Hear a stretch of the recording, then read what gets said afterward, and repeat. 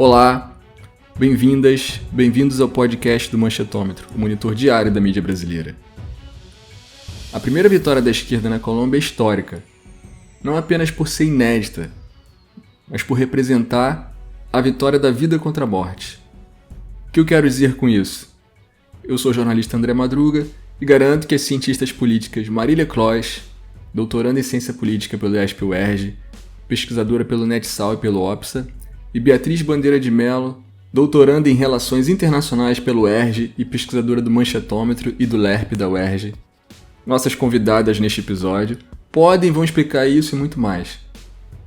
Para quem não sabe, o Manchetômetro está com uma campanha de financiamento coletivo.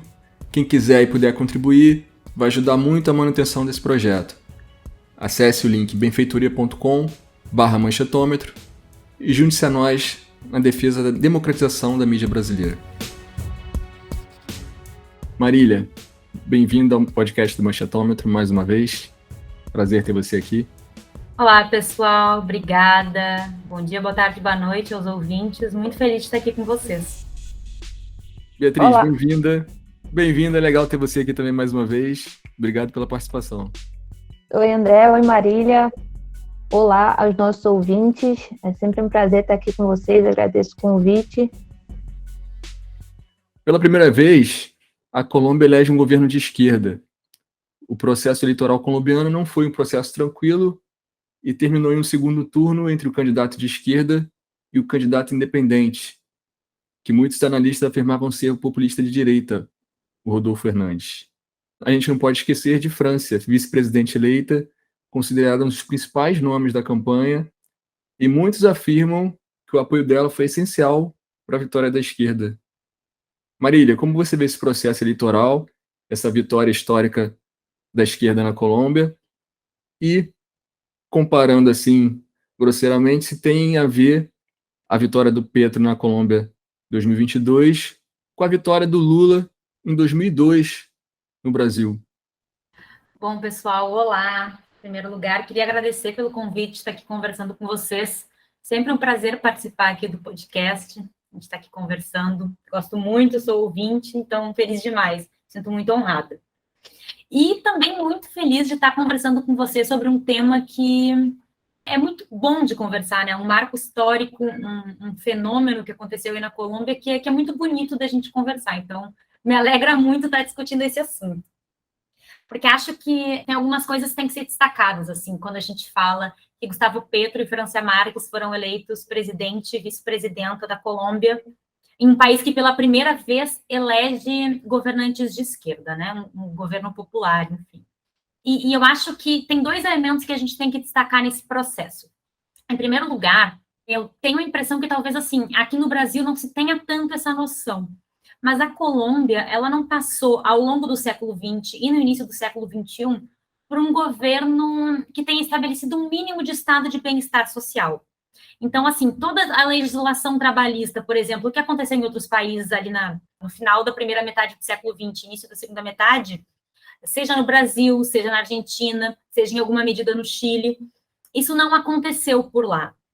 Então, antes da chegada massiva do neoliberalismo aí nos anos 90 na América Latina, a Colômbia já não tinha esse, em alguma medida, colchão de contenção social. Não existia legislações trabalhistas básicas que a gente tinha em outros países da América Latina. Ela não passou por nenhuma forma de governo popular nesse sentido. Inclusive, não teve o ciclo populista, né, que a gente teve em diversos outros países da América Latina. Então, esse é um elemento que eu queria destacar, assim, em primeiro lugar. Essa é uma vitória importante também por isso. Se chega no neoliberalismo nos anos 90 na Colômbia, com um país que já era marcado estruturalmente pela desigualdade, pela ausência de Estado, pela ausência de políticas públicas e políticas sociais para a população mais pobre. Então, a Colômbia, claro, também não passa pela onda rosa, não elegeu governos de esquerda, enquanto vários outros países aqui da América Latina, Brasil, Argentina, Chile, Bolívia, Peru, enfim, não passou pela onda rosa, né? Então, não apenas não passou, em alguma medida, pelo ciclo populista no século XX, como também não passou pelos governos de esquerda da onda rosa no século XXI. Então, esse é o primeiro elemento que eu queria destacar, assim. É muito importante a vitória que aconteceu há algumas semanas. Um segundo elemento que eu queria destacar é que a vitória da esquerda ela é marcada, em alguma medida, por um elemento novo. E vai parecer um pouco, talvez, dramático que eu vou falar, mas é verdade. Os candidatos de esquerda favoritos, desde a eleição passada, no ciclo eleitoral passado para presidente de 2018, na verdade, principalmente a partir de 2019, enfim, a gente já tem candidaturas, a candidatura de Gustavo Petro como uma das favoritas. E um candidato de esquerda como o Petro ter chegado vivo ao pleito é marcante. Por quê? A gente costuma dizer que a Colômbia não tinha uma esquerda eleitoralmente competitiva na Colômbia. E isso não se dava simplesmente por questões de arranjos eleitorais ou da plataforma política como um todo, mas simplesmente porque a Colômbia teve grande parte da sua esquerda que concorria nas instituições, que concorria eleitoralmente, fisicamente eliminada, assassinada. Então, ali nos anos 80, por exemplo, a União Patriótica, quase todos eles foram assassinados, seja pelas Forças Armadas, seja pelas forças paramilitares. Então, a Colômbia, ela vive uma guerra civil, né? Acho que imagino que os nossos ouvintes saibam um pouco da história da Colômbia, cujo principal representante são as Forças Armadas Revolucionárias de Colômbia, né? As FARC, que se iniciou aí nos anos 60, e que teve um acordo de paz que está sendo implementado ainda aqui com diversos problemas, mas foi assinado um acordo de paz em 2016, mas a gente tem outras guerrilhas que continuam ativas, além de dissidências das Farc, né? Então, enfim, a Colômbia é um país que vive um conflito civil que não está nem de perto bem resolvido, mas também vive um conflito que muitas vezes foi instrumentalizado pelo Estado como argumento para assassinar lideranças sociais. Então, eu fiz esse parêntese só para dizer esse primeiro elemento, assim. É um país que mata muito das suas lideranças, é um país que tem assassinato de lideranças sociais num nível recorde, e historicamente assassina candidatos de esquerda que querem concorrer à presidência. Então, acho que esse é um primeiro elemento assim, que eu queria destacar. Por que é tão importante? Porque, em alguma medida, foi uma vitória da vida contra a morte. A campanha, a plataforma política ao redor, que Gustavo Petro e Francia Márquez construíram ao redor de si, fala muito disso, né? Da potência da vida. É uma plataforma muito interessante, majoritariamente anti-neoliberal e anti-extrativista, mas que tinha essa consigna, né? Esse slogan principal: Colômbia, potência da vida.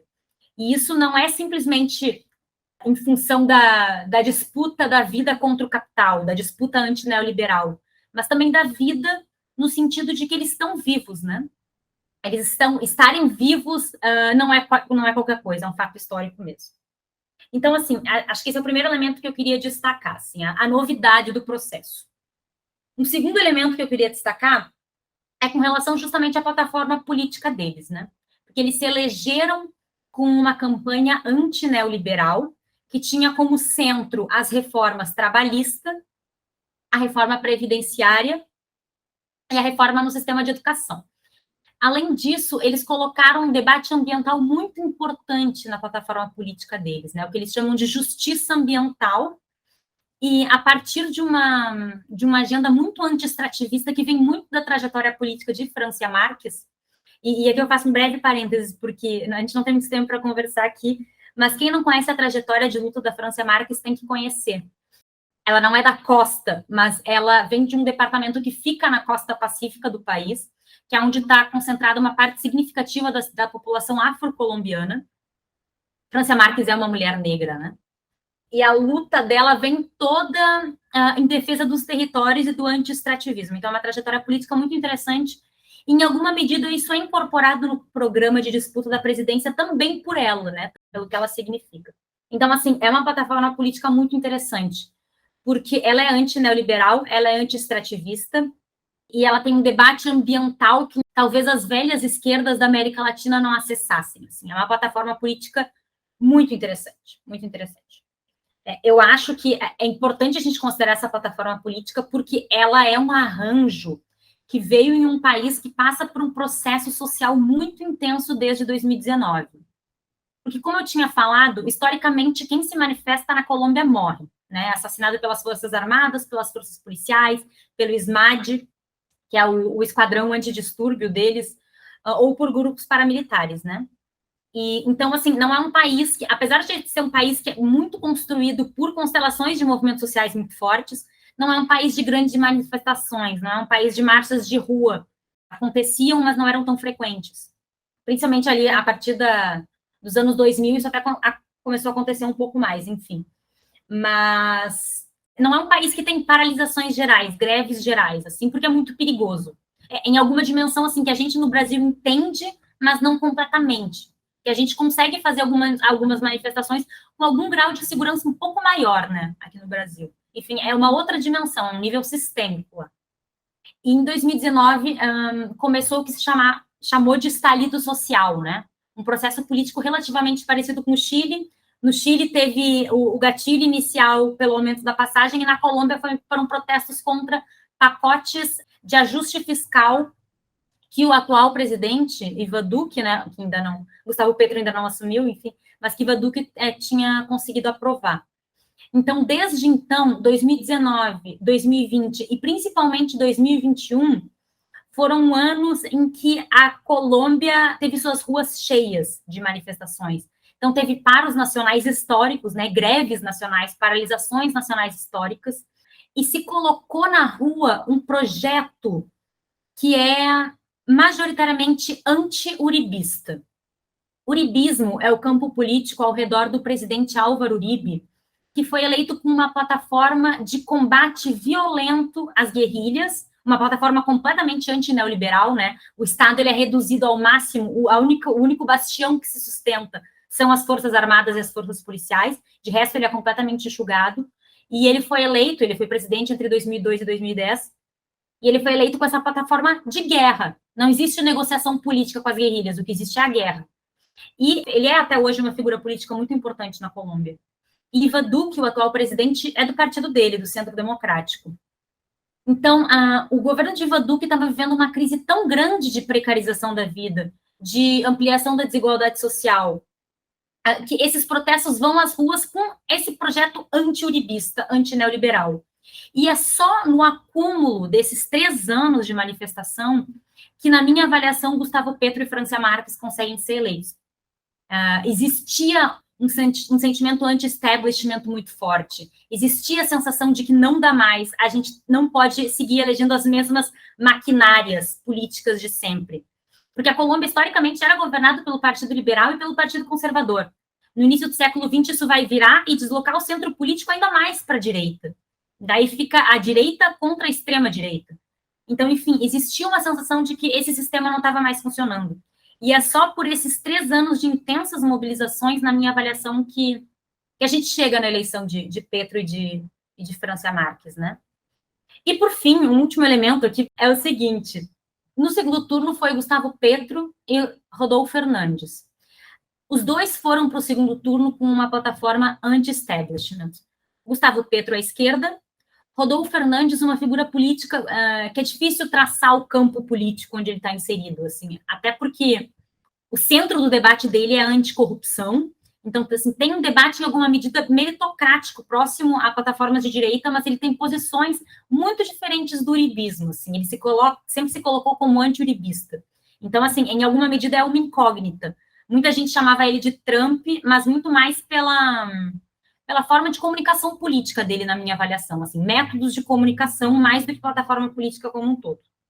De qualquer jeito, foi histórico que os candidatos dos partidos tradicionais, Partido Liberal, Partido Conservador, Partido de la U, Centro Democrático, os partidos tradicionais e o uribismo não conseguiram garantir um segundo turno, não conseguiram estar no segundo turno. O segundo turno era mudança contra mudança. À esquerda ou a essa outra proposta do engenheiro Rodolfo Fernandes, enfim. Esse é um fato político muito importante, porque desde 2002, o uribismo é a força política mais importante do país e não conseguiu estar no segundo turno. É uma vitória porque é uma vitória da esquerda e é uma vitória porque é uma derrota para o uribismo. Essa lógica política que é muito baseada na morte, na violência, na construção de um Estado cuja função principal não é garantir a vida das pessoas, mas garantir a ordem a partir de seus dispositivos repressivos. E sobre comparar com o Lula, chegar nesse elemento agora, porque acho que essa é uma pergunta muito interessante, André, porque, em alguma medida, tem um grau de ineditismo na minha avaliação ainda maior. Seja porque o século XX dos dois países foi muito diferente, seja porque essas eleições deslocaram todo o debate político da Colômbia. Porque nas últimas 2 décadas, antes até, inclusive, nas últimas 3 décadas, as eleições da Colômbia foram sobre guerra e paz. Era quase plebiscito sobre guerra e paz. Um presidente tentava fazer acordos de paz, o presidente seguinte eleito era justamente um presidente que se colocava mais no perfil de mano dura, né, de repressão às guerrilhas. E essas eleições, depois dos acordos de paz de 2016, 2018 ainda seguiu na mesma dinâmica, né? 2018 foi uma eleição que seguiu sendo sobre guerra e paz. O presidente eleito, Ivan Duque, seguiu nessa dinâmica, né? Ele foi eleito dizendo que iria revisar os acordos de paz. E essa eleição não foi sobre isso. Essa eleição não estava na clivagem guerra e paz. A esquerda conseguiu construir uma plataforma anti-neoliberal que deslocou o centro da disputa. Não é mais sobre guerra e paz. Essas eleições foram sobre desigualdade, foram sobre justiça social e justiça ambiental. Essa era a disputa principal. Tanto que, inclusive, o candidato do uribismo teve que se deslocar um pouco mais ao centro e dizer que não iria revisar os acordos de paz, por exemplo. Claro que a gente sabe que não necessariamente isso é verdade. Chico Gutierrez, se eleito, talvez tivesse feito uma revisão dos acordos de paz. Mas ele teve que deslocar seu discurso mais ao centro. Então, em alguma medida, se a gente compara com o Lula, eu tenho a impressão que existe um grau maior de ineditismo, porque isso mudou a estrutura política do país de uma forma que talvez Lula não tenha feito. Além das questões ligadas à violência, né? Uma dimensão de que o país lá é muito mais violento, e tem essa questão de ser um candidato e uma candidata, uma mulher negra, nas regiões não andinas. Eu costumo falar que a Colômbia é um país andinocêntrico, né? A concentração política está nos Andes. E a gente tem Francia Márquez, que não vem dos Andes, vem do Pacífico, não da costa, mas de um departamento pacífico, né, da costa pacífica do país. Lembrando que o vice do Lula na época era um empresário. Pois é. Então, acho que talvez traga um grau ainda maior de ineditismo com relação a 2002 no Brasil. Então, agora para Bia, né? Na cobertura sobre Petro, sobretudo na mídia brasileira, um fato chamou a atenção. Apesar de ser economista formado, ser ex-prefeito de Bogotá e também ser senador da República, o Petro era chamado quase sempre de ex-guerrilheiro. Por sua vez, o adversário dele, Rodolfo Hernandes, era tratado como empresário. Petro, no Twitter, respondeu uma dessas publicações lembrando ser economista. Bia, como você vê esse tipo de cobertura dos jornais brasileiros? Começando a partir do ponto que você levantou, André, da forma como a mídia sempre faz questão de falar sobre esse passado do Petro enquanto integrante de uma guerrilha colombiana, né? E como a gente viu com o Boric no Chile, da mesma maneira como ele foi retratado como um ex-líder estudantil, como alguém que estava vinculado ao movimento estudantil, que participou das manifestações chilenas há anos atrás, enfim, a mídia faz questão sempre de pontuar esse perfil mais, digamos, desordeiro desses candidatos, né? Então é sempre muito curioso observar que a trajetória política tanto do Boric quanto do Petro, ela é deixada um pouco de lado, né? Se focam muito mais nessa participação, tanto de um como de outro, nesses movimentos sociais, e a forma como isso, de alguma maneira, pode impactar a condução do governo que se inicia a partir de agora, né? A exemplo aqui do Brasil, né? A Dilma, como isso também foi usado contra ela em determinado momento, né? O fato dela ter sido uma ex-guerrilheira e como isso foi colocado contra ela numa narrativa justamente de tentar misturar as duas coisas, né? De invalidar a trajetória política da Dilma, e agora a gente vê o mesmo sendo feito aqui, né? Essa retórica do medo, assim, tipo, então quer dizer que o Petro é ex-guerrilheiro. Então o que a gente pode esperar desse governo? Ele vai conseguir terminar o governo? O que a gente pode esperar da política econômica? Vai ser uma política econômica mais autoritária? Vai ser um governo mais autoritário, mais próximo da Venezuela? Isso também aparece muito nos editoriais, né? Então, como a gente vê que esse discurso da mídia ele não muda independente de quem seja o governante. Se ele é mais progressista e está mais à esquerda do espectro político, ele consequentemente vai ser posto em dúvida. O seu governo vai ser posto em dúvida. Não se sabe exatamente o que se esperar desse governo que está começando agora. E eu gostaria de destacar um terceiro ponto, que é sempre o discurso favorável a essa moderação de pensamento, digamos assim. Então, isso tudo que a Marília colocou para a gente nessa primeira parte, sobre essa agenda anti-extrativista, dessa agenda anticapitalista, dessa agenda mais conectada com os movimentos sociais, contra o neoliberalismo, contra essa política violenta, contra essa violência perpetrada pelo Estado. Isso, de alguma maneira, não aparece nos jornais, né? Então, esse argumento de renovação, ele vem justamente nesse sentido de que, olha, tudo bem, a população colombiana optou pela renovação, mas tem que haver uma renovação sem ruptura. Então, ao mesmo tempo que essa agenda encabeçada pelo Petro e pela Marques não aparece na cobertura dos jornais, se faz essa pressão pela moderação do discurso, né? De sempre pensar na manutenção do crescimento econômico, da estabilidade política, e que a agenda, né, de direitos sociais ela tem que estar submetida a esse crescimento econômico. Então, a gente também sempre recobre esse argumento, né, André? A responsabilidade fiscal é sempre o mote dos editoriais, né, dos grandes jornais brasileiros. E aqui não foi diferente. Inclusive, a própria mídia brasileira atribui muito a essa alternância de poder entre conservadores e liberais, a essa manutenção do crescimento econômico colombiano, né? Atribui muito essa estabilidade política ao fato da Colômbia ter bons indicadores econômicos. Mas isso, como a gente sabe, esconde, né, esse histórico de desigualdade, de violência, e hoje, sobretudo após a pandemia, né, como isso afetou a agenda de direitos sociais e políticos na Colômbia, mas não só na Colômbia, né, olhando para a nossa região como um todo, e como, de fato, isso fica em segundo plano, né? Então, esse argumento da responsabilidade fiscal ainda está ali, batendo na tecla, e a gente não pode deixar de comentar. E eu gostaria de destacar um último ponto, que eu achei bastante curioso quando eu estava revisitando, né, esses editoriais e aqui a gente está falando do Estadão, da Folha e do Globo, né?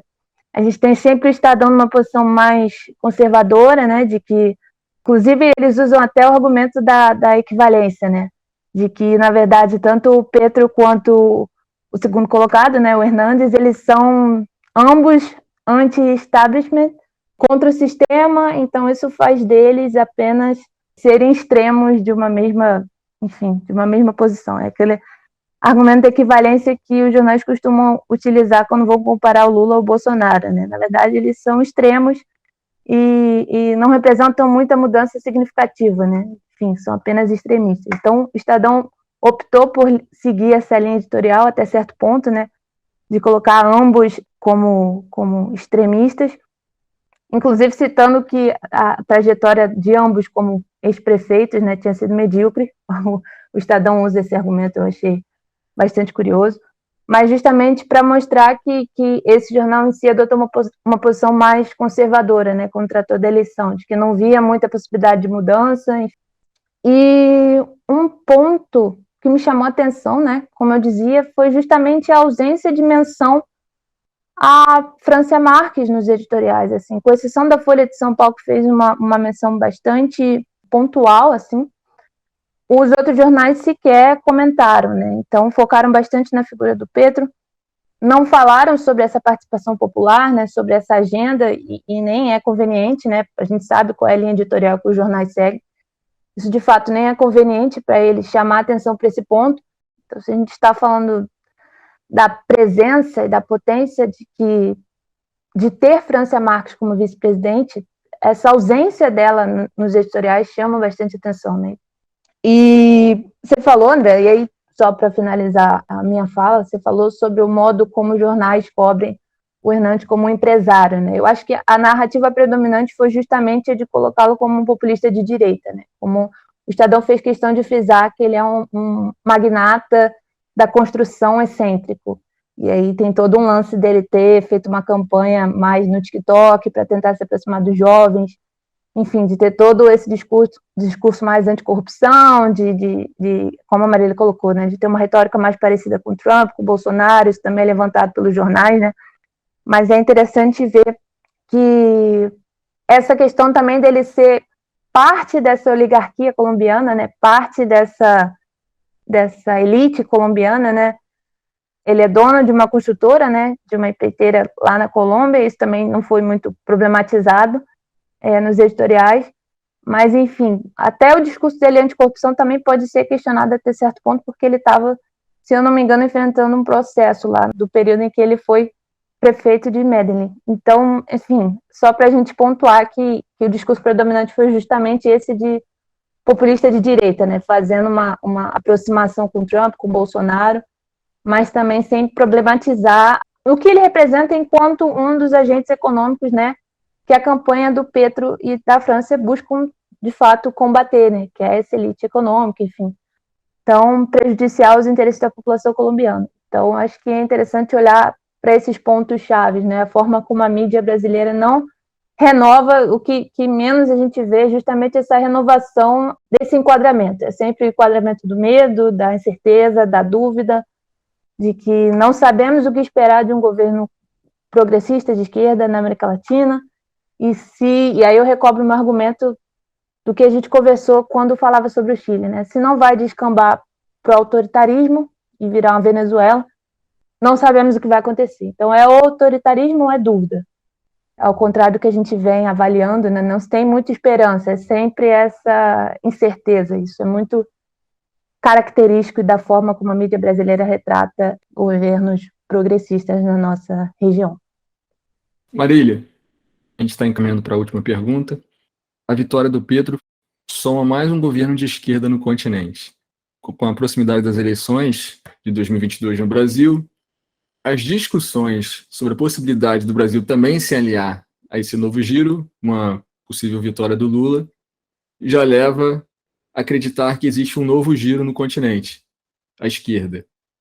Então, pensando um pouco na América do Sul, como você percebe essa perspectiva para a integração e a cooperação no continente com esse movimento e como pensar a relação com os Estados Unidos? Lembrando, como a Bia disse, os Estados Unidos, até através do FMI, possivelmente teve alguma influência nas reformas que geraram os protestos na Colômbia. E também, como você mesmo disse, Marília, a política de mão dura que veio pelo menos nos últimos 20 anos também foi patrocinada pelos Estados Unidos, né? Bom, acho que essa é uma pergunta bem importante. E só para retroceder alguns passos, assim. Eu acho que é importante a gente saber que, historicamente, pelo menos nas últimas décadas, a política externa da Colômbia ela foi marcada por um baixo ativismo, né? Diferente do Brasil, por exemplo, comparando com o Brasil, porque são países grandes da América Latina, grandes populações da América Latina, grandes economias da América Latina. O Brasil tinha na nossa política externa até, enfim, né, chegar o governo Bolsonaro e todos os nossos princípios e valores da política externa serem estraçalhados, enfim, a gente era uma liderança aqui na região, né? Uma política externa destinada a fortalecer os instrumentos de multilateralismo regional e as instituições regionais. A Colômbia não. A Colômbia tinha uma política externa muito de baixo ativismo, que não tinha uma ênfase regional, pelo contrário, quando pensava elementos conceituais, pensava elementos hemisféricos, não necessariamente regionais, e uma política externa muito atrelada à cooperação com os Estados Unidos, né? Cooperação militar, cooperação securitária, cooperação econômica, enfim. É um dos grandes parceiros dos Estados Unidos na América Latina, na América do Sul, a Colômbia. Então, esse é o primeiro elemento que tem que ser destacado. Porque quando Gustavo Petro é eleito, ele já, no seu discurso de vitória, fala que quer retomar a identidade latino-americana da Colômbia. Existe uma disposição de Gustavo Petro fazer uma política externa mais voltada para o subcontinente latino-americano.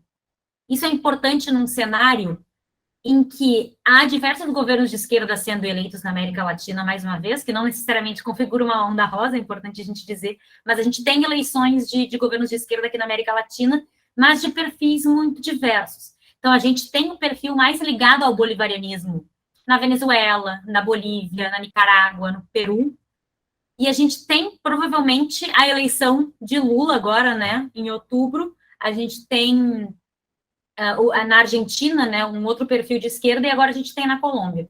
Isso é importante porque, por exemplo, é muito mais fácil, factível, um diálogo do Lula, da política externa do Lula, com o governo de Gustavo Petro, por exemplo, para pensar a reestruturação das organizações regionais, do que com a esquerda mais ligada ao bolivarianismo, ao chavismo, né?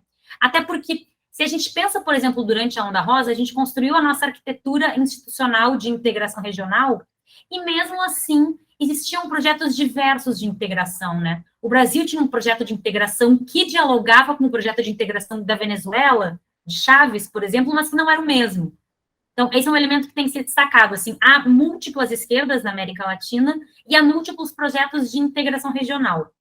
E Gustavo Petro é eleito num programa que vai pensar a América Latina, que vai priorizar relações Sul-Sul, vai priorizar a ampliação de diálogo com vizinhos, inclusive com a Venezuela, mas que pensa a integração regional numa lógica política muito mais próxima do que provavelmente vai ser pensado do governo Lula.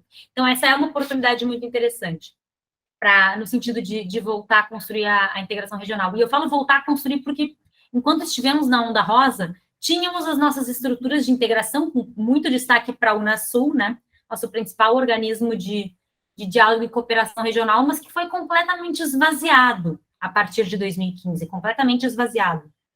Além disso, no discurso de Gustavo Petro da vitória, né, logo depois dos resultados terem sido anunciados, ele falou que quer promover um diálogo americano, ele não falou latino-americano, ele falou americano sem excluir nenhum país do continente. Isso, claro, uma sinalização a Venezuela e Cuba, né, que não estão na OEA.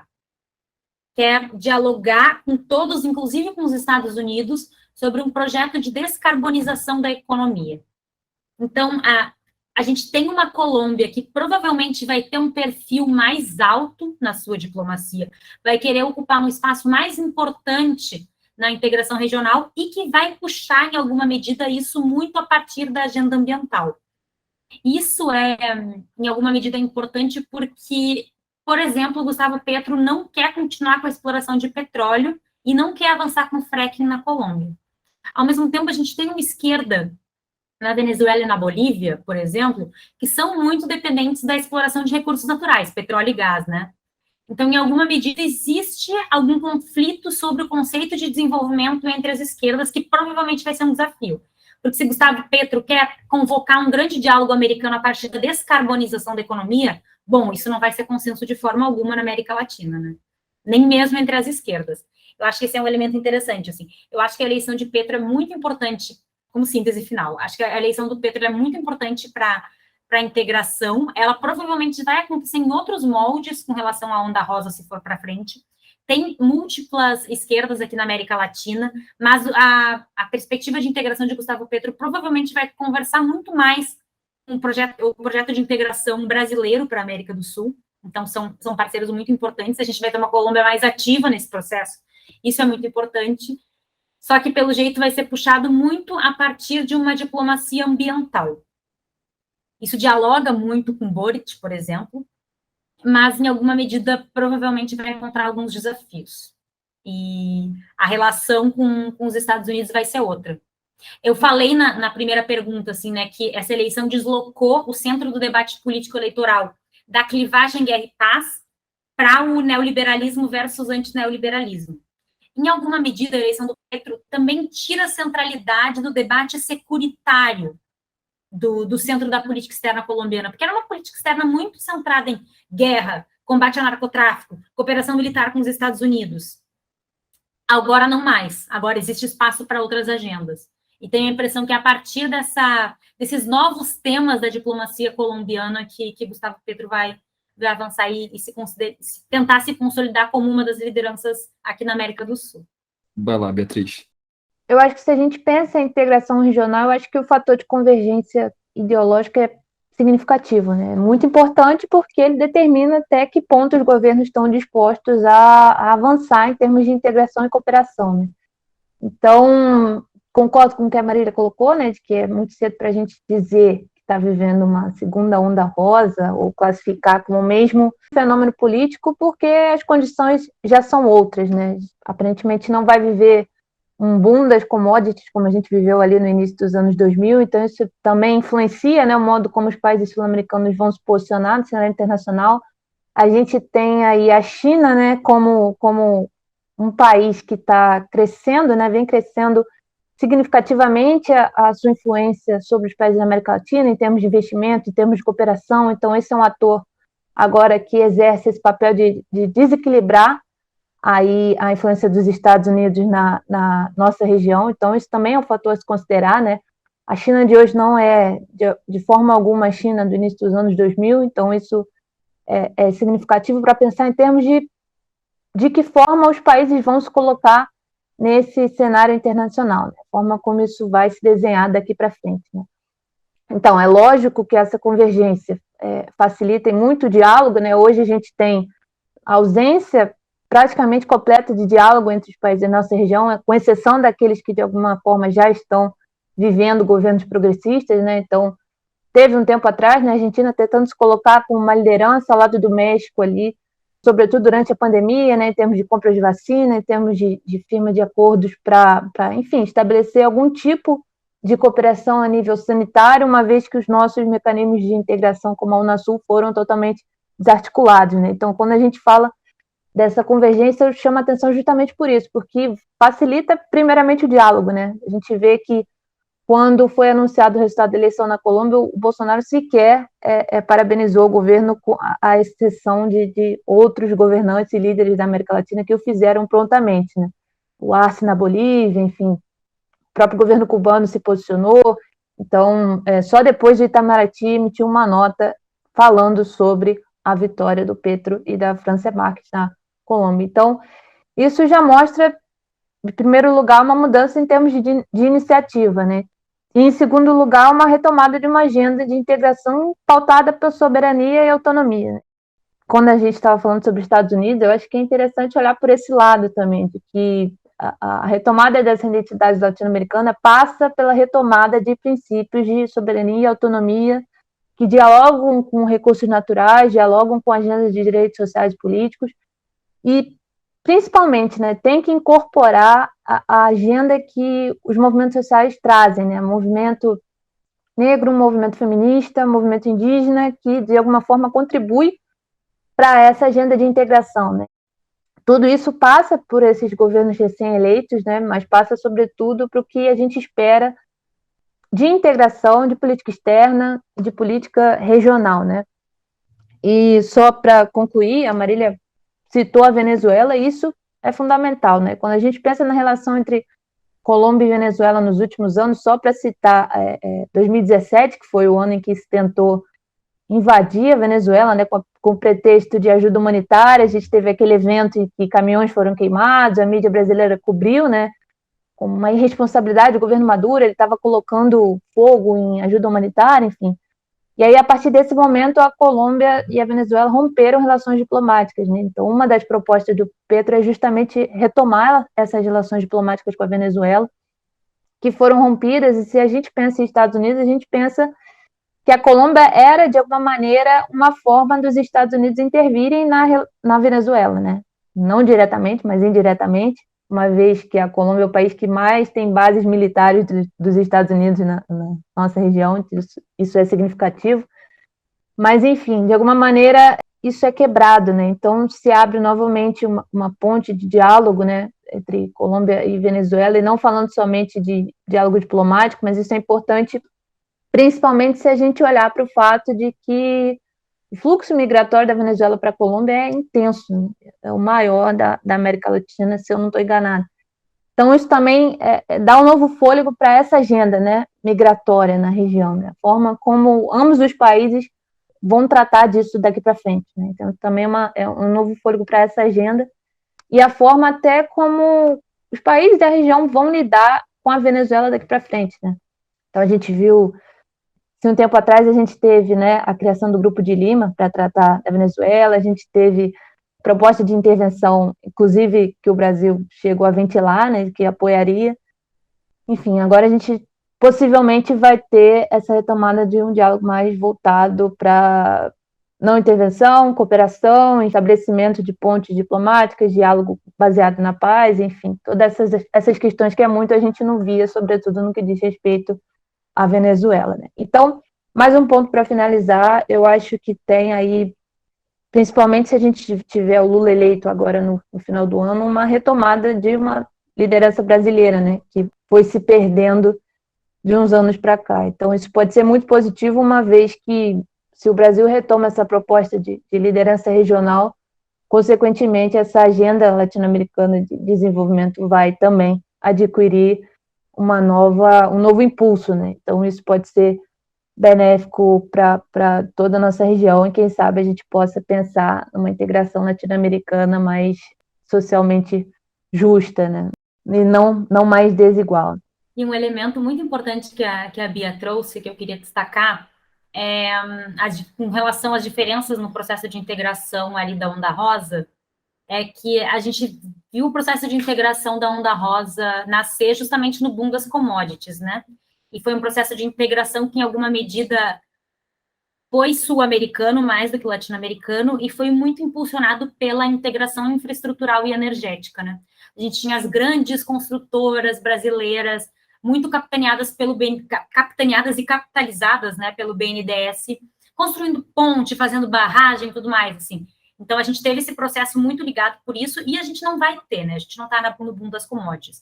E mesmo se a gente eleger Lula, a gente tem um Brasil pulsante na liderança. A gente tem a Colômbia assumindo, em alguma medida, papel de liderança. Não vai ser uma liderança a partir do capital, né? O cenário agora é outro, de crise econômica.